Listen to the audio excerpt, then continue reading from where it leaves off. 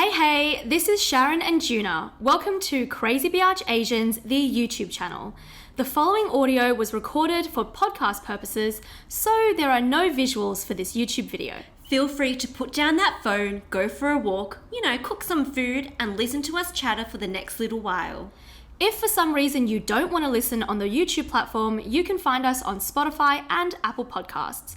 Now, on to the ep.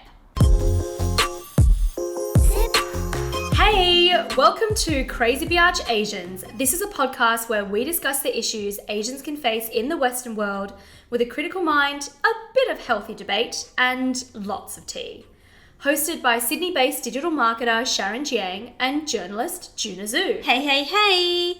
On today's episode, we're prepping for one of our favourite holidays of the year, Lunar New Year. We'll be sharing some traditional Lunar New Year customs, discussing how it's been adapted into Western societies, and looking at the commercialisation of this cultural festival. So here's to an episode of bringing on the good jujus. Okay, I was doing my grocery shop the other day in Woolies, and as I passed the selection of hot cross buns and chocolate eggs, Already? we just celebrated Christmas, there was a shelf of Lunar New Year goods. Oh, I've noticed that too, actually. Yeah. It's funny how it's next to all the Easter things.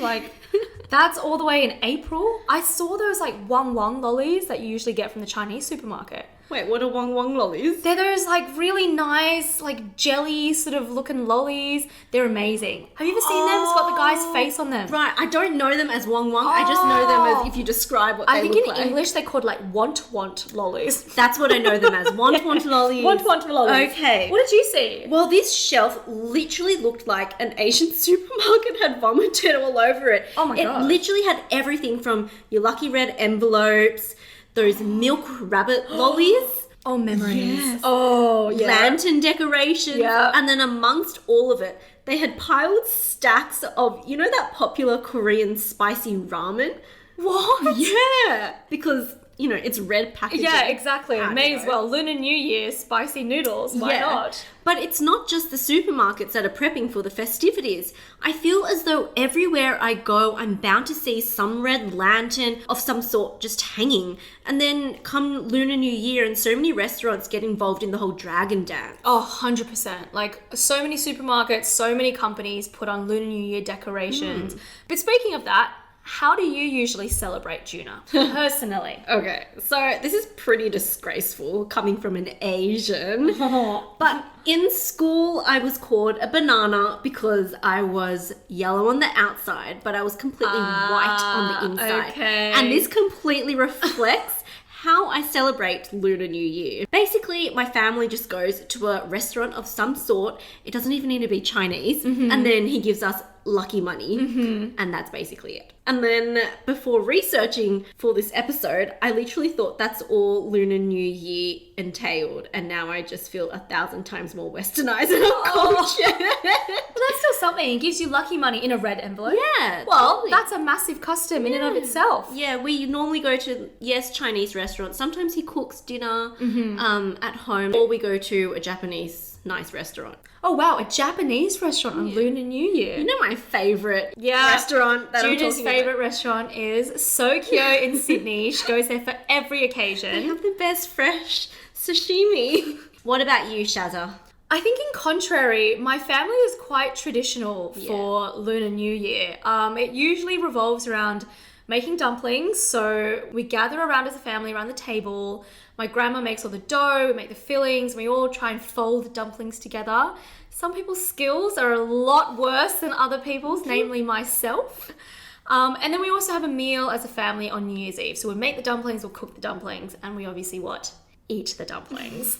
And then on New Year's Day, my sister and I have to bow to my grandparents and we have to wish them a prosperous new year in exchange for hongbaos, which are red pockets with money, like your dad would give you. So you're basically saying that they give you money in exchange for a sweet compliment. Yeah, actually now that Now that you put it like that, that's actually what it is.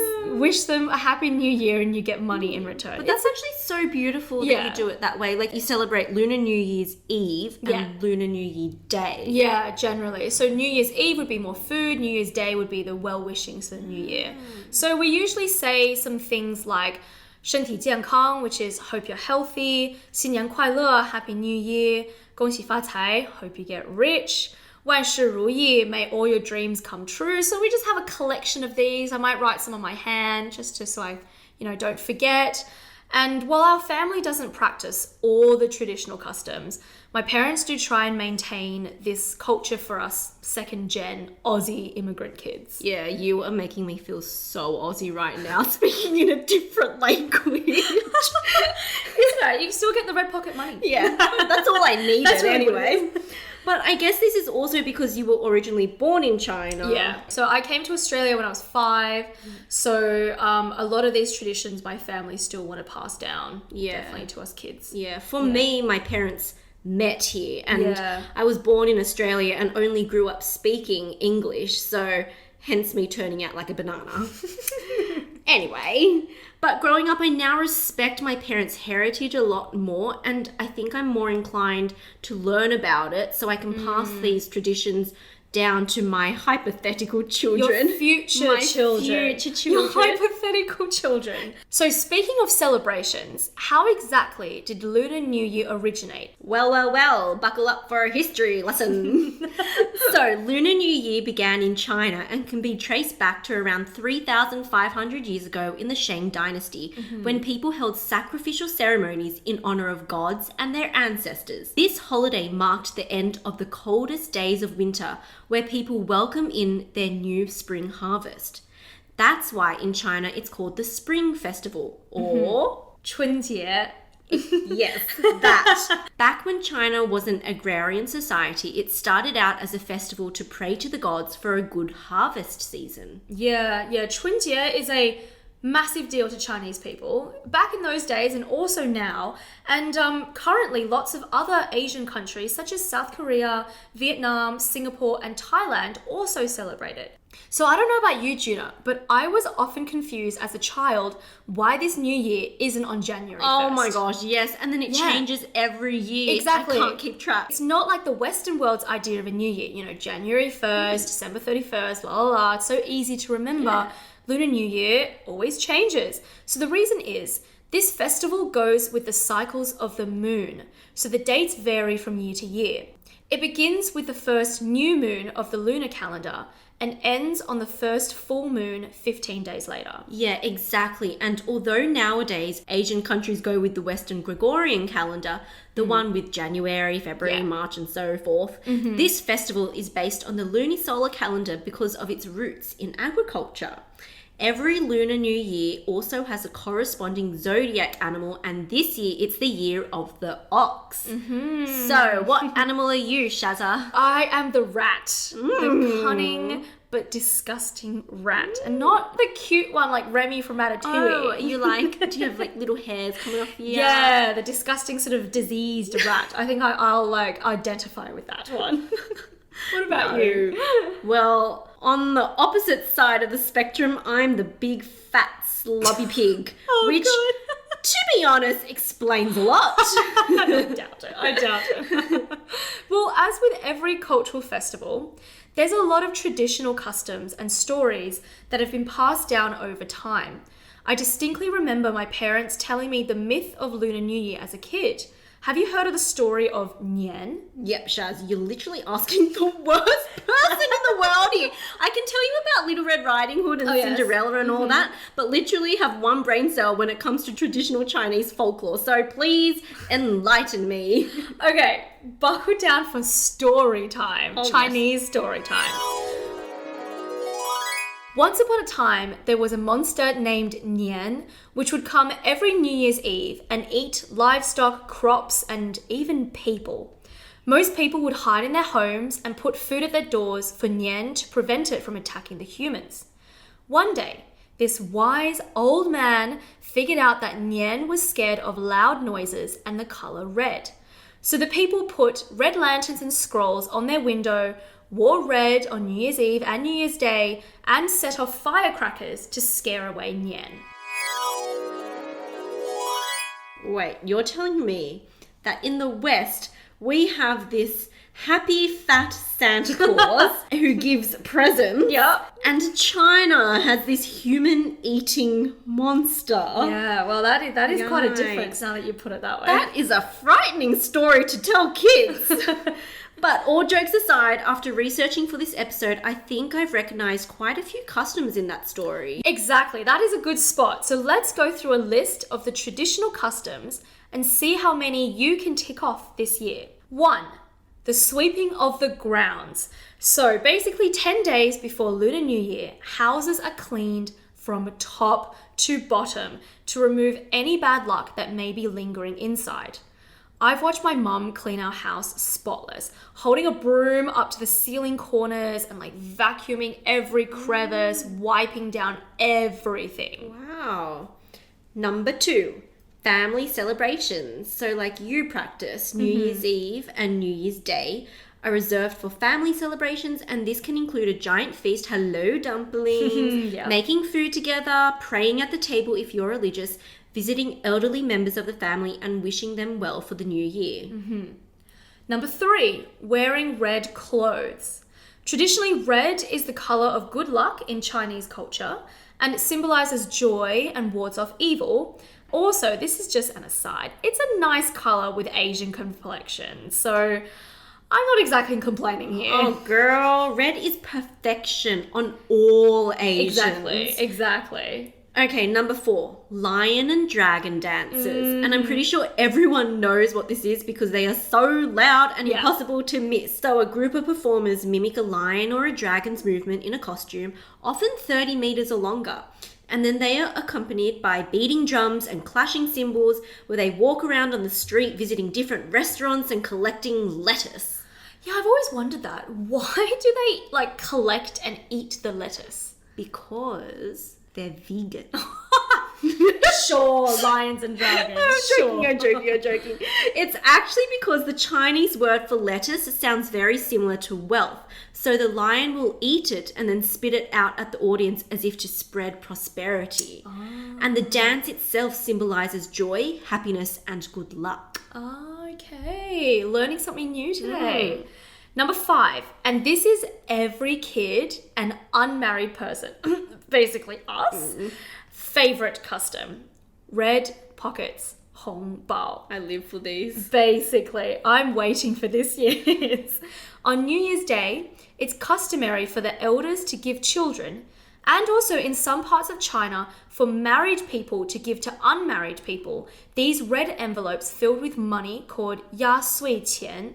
This is to pass on a year of good fortune and blessings. This is just more incentive for me to stay single forever, Shaz. Oh yeah, isn't it actually? How sad You is can just this? ask that from your parents every year. Yeah. I'm an unmarried person. I deserve a red pocket. Yeah, where is there a cutoff mark age? I did ask my mum this once. What if you're never married? Then she said, will you get hong baos for the rest of your life? Well, there you go. There will never be a ring on this finger. Okay, number 6. Our favourite food, dumplings. So these little pockets of heaven are super popular in China's north.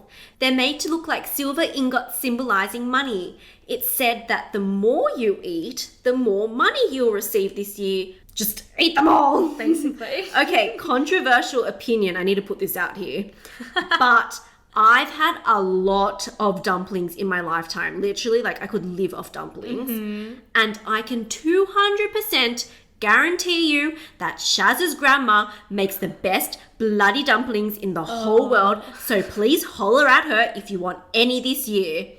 I'm going to have to agree with you. My grandma is actually the queen of dumplings. She is. She's going to be worked to the bone if we get any orders. But yes, shout out to her because she is a dumpling genius. Also, what is your cooking tip? Your amazing cooking tip? Oh, okay. Dumpling cooking tip number 1 is to steam them and then air fry them so you get them crispy. Cooking tip number 2, if you add a little bit of vegetable juice, like carrot juice, into the dough, it makes the dough so much better. Oh my God. And also 100%. it turns it that nice orange Oh my colour. God, exactly. So much more colourful, so much more festive.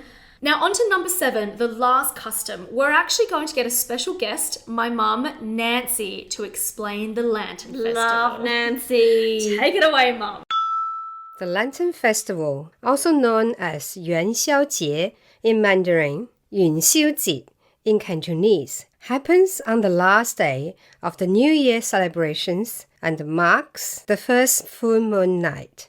On this night, it's customary to look at the moon, send flying lanterns into the sky, and share traditional desserts with the family.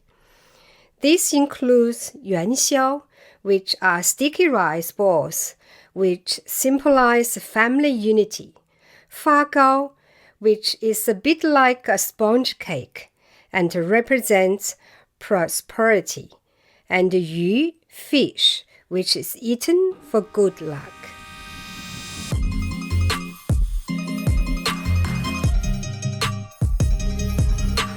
As we'd mentioned before, Lunar New Year is no longer just celebrated in China. It's a massive deal here in the big cities of Australia like Sydney and Melbourne due to the large Chinese and Asian diaspora. And being a Chinese Australian, I'm actually so glad we have an opportunity to celebrate a cultural festival in a Western country. According to the BBC, Sydney regularly hosts the largest Lunar New Year celebration outside of Asia. Wow.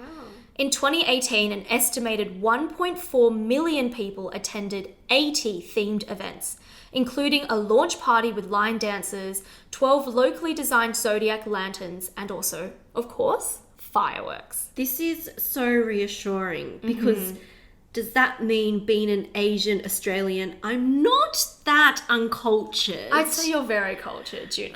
The red pockets make up for everything. Yeah, totally. I have to say that you can definitely see it being embraced by Australia year after year. Dr. Shanthi Robertson from the UWS Institute of Culture and Society says, quote, "It's now becoming a more mainstream event as reflected by supermarkets and chain stores stocking the trimmings of this celebration, much as they would for Christmas and Easter.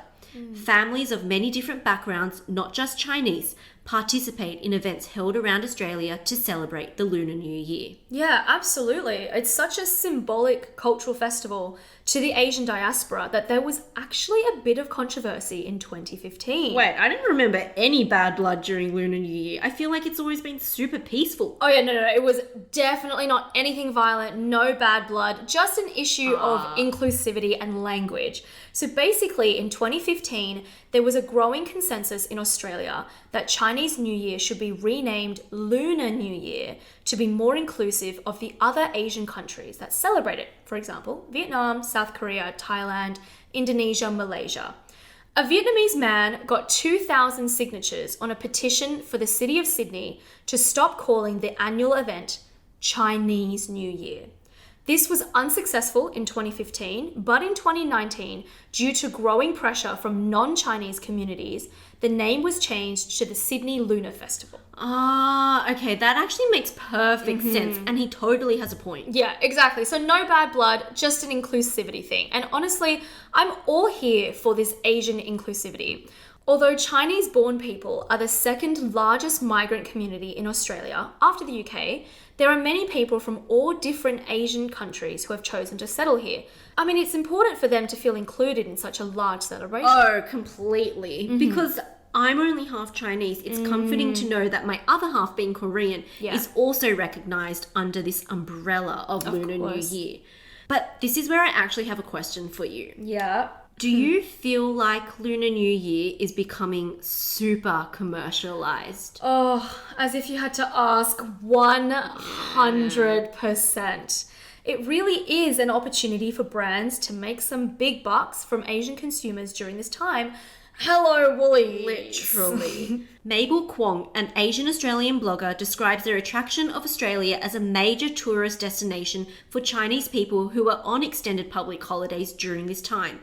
She writes, "Hotels and luxury retail sectors here have been pulling out all the stops. For example, putting up Chinese New Year decorations in hotel lobbies and offering Chinese food, cashing in on an ever-increasing influx of Lunar New Year tourists, Ultimately, this sector's main aim is to reap financial profits. Okay, just imagine this in a pre-COVID lifetime when tourism and international travel was a thing. Yeah. It's definitely a smart marketing move, but it also calls into the question of where do you draw the line between conserving and respecting traditions when commercializing the festivities for economic purposes? Yeah, that is actually quite a loaded question, to be honest. And I've seen so many fashion and beauty brands capitalize off it too, especially all the high-end brands that have a growing Asian market. So Gucci, Burberry, Nike, Sephora, these big players have come out with Lunar New Year specific collection. For example, I saw a rooster sewn on the side of a Gucci women's low-top sneaker for the Year of the Rooster. Yeah, like, love a bit of Gucci, but too far? Yeah, a bit too far. What about Hermes and their red Lunar New Year scarves? Just questionable. And back to Gucci, last year, to celebrate the Year of the Rat, the brand teamed up with Disney and Mickey Mouse to release a co-branded collection. So their iconic, you know those GG patterns? Yes. It was given the Disney stamp with Mickey Mouse replacing the monogram logos and appearing across sweaters and jackets and t-shirts and bags.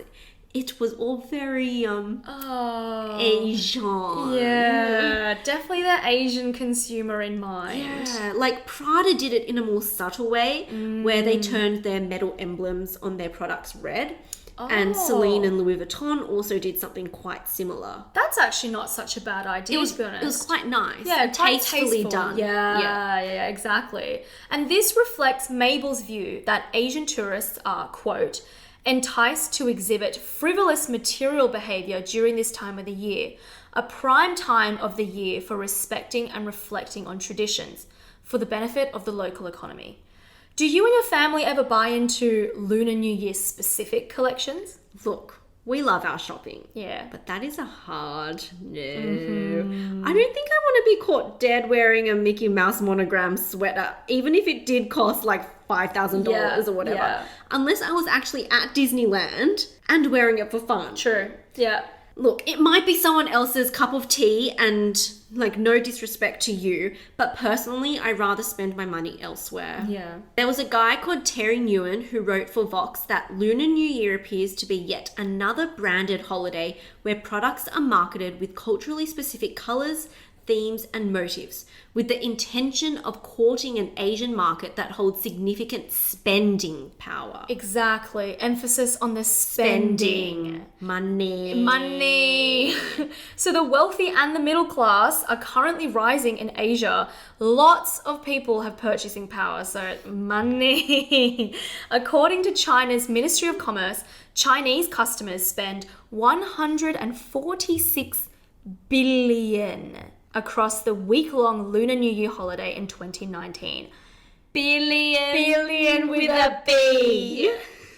So, actually, I do want to talk about this very successful marketing campaign that was culturally sensitive and, in my opinion, quite beautiful. So Nike created a commercial for the Year of the Rat in 2020 called The Great Chase. It was in Mandarin with English subtitles and was really well received by Chinese netizens.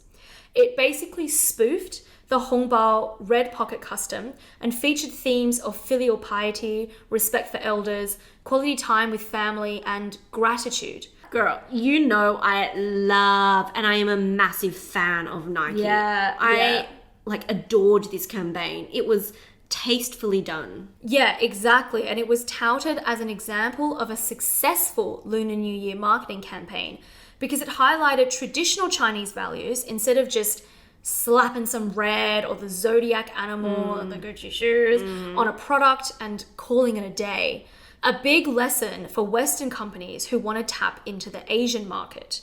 Angelica Chung, the editor-in-chief of Vogue China, said, Western brands seeking to enter and expand into China should be aware of Chinese cultural sensibilities. Instead of dictating everything from head office, they would gain a lot from listening to the opinion and insights of their Chinese team. And I do think this mindset can definitely be applied to the other Asian countries that Western companies want to market to. Yeah, I 100% agree with that excellent quote. So go Angelica Chung. Again, it would be great to see more Asians in leadership roles in Australian media companies who can influence these kinds of decisions and pave the way to a more respectable and balanced depiction of Lunar New Year.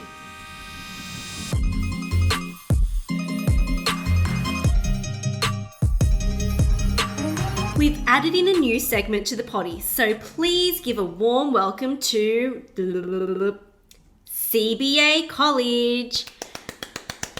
You know, like your tutoring school, except don't worry, we won't keep you here for hours lecturing you about geometry and calculus. Instead, both of us will be sharing our most interesting fact of the week so you can actually walk away from this podcast having learnt something. So, Shazza, Yes. what is your fact of the week? Okay, so Lunar New Year is coming up, but also another important day is coming up. Valentine's Day. With this in mind, I found this fact about South Korea that may be relevant for some of you guys out there. So, South Korea has a type of Valentine's Day for singles. What? Yeah. What? Why am I not in South Korea? It's called Black Day, held each year on April 14th. So book your tickets now, April 14th. Let's go. What? Wait, Literally. so all the singles get together on this black day and so- then they mingle. Exactly. So there's actually some great traditions with this. Single people in Korea gather, like you said, dressed in black. Oh my God. And they eat, I'm going to butcher this. You will know the Korean for this. Will they I? eat Will I? jiajangmyeon. I know it only in Chinese. Oh, I know what it is, but Yeah. I don't know how to say it. So it's noodles covered in black bean paste. On this day, there are jiajangmyeon. I do not know how to say it. On this day, there are noodle eating contests and sales of black coffee spike. Damn, COVID! Yes. We should be there in South Korea, April 14th. Lock it in your diaries. You got a Valentine's Day. Excuse I me? will go with you. Yeah, you can accompany me Stop to Valentine's black- Day on February the 12th. No wonder I have so many black clothes. You can put them all to good use. Okay, 2022. I will be in South Korea on April the 14th. For Black Day. What about you? What is your amazing fact? And please don't say you're going to hit us with an earwax fact like last time. Well, buckle up, Sharon Jiang, for episode 2 of Juna's disgusting facts. Oh no, I think there's a theme here. Okay, and it's sweat and body odor. Related. Oh god. All right. Okay, so for a large majority of people, you think, sweat equals stink. Exactly. But humans have 2 types of sweat glands, and the cause of stinky sweat is from the secretions of a specific gland known as the apocrine gland. Bacteria on your skin actually loves to feed off this type of sweat, and the result of this feeding frenzy is The stinkiness. Oh God. Studies have shown that people with low levels of this gland smell less, and Koreans have the lowest amount of this gland. And that's why you'll hear that most Koreans say that they don't have body odor or don't use deodorant. What a great way to live life. Yeah, I've never used deodorant. Oh Wait, my do I smell that? god. Like, I've never used deodorant. I used to buy, those disgusting impulse ones because they were so in during high school. Like the glittery pink ones, and it's like impulse, Yeah, like exactly. beauty. And But that spread was all over purely you. because I thought it was cool and Yeah, in, not yeah. to eliminate body odor. Wait, so you actually don't need to use antiperspirant? No. But please tell me if I stink one Not day. at because- all? Not at all. Oh my god. And my mum and my sister and my brother all don't have body odor. So it's a genetic thing. it's my Korean genes, but my dad God. has bad body odor. Okay, And he's fully right. Chinese. Yeah. Yeah. Oh, interesting. Fun Well, isn't fact that for ya. great? So we've got earwax last week. Yes. If you missed out on that one, please listen to it. I mean, your life will be forever changed. Look, if the earwax thing doesn't work on your first date and you want to, deter them, drop the body odor one. That's it. Doesn't work, drop the body odor, and then we can all go to Black Day on April 14th as singles. Yes. Done. You know what? Tune in next week for episode 3 of Juna's disgusting interesting fact. Okay, so hope you all get to spend some quality time with your family and eat some great food over Lunar New Year, Sharon Jiang, Grandma, dumplings. Exactly. We will be stuffing ourselves with dumplings. Yeah. Definitely. Yeah. Okay, so I'll meet you at your house. I'll invite you over. Everybody's invited. Open party. Oh, thank you. You heard it here. So please subscribe to Crazy Biatch Asians on your favorite podcast app. And if you've got a sec, please rate and review us on Apple Podcasts so we can keep going. See you all on the Instagram at Crazy Biatch Asians for the best Asian memes. And you can also find us on TikTok. Or you cannot find us on TikTok. If you like cringe content, Yes. then that's the one for you. Chat soon, gang! Annyeong. And 下次见. Bye.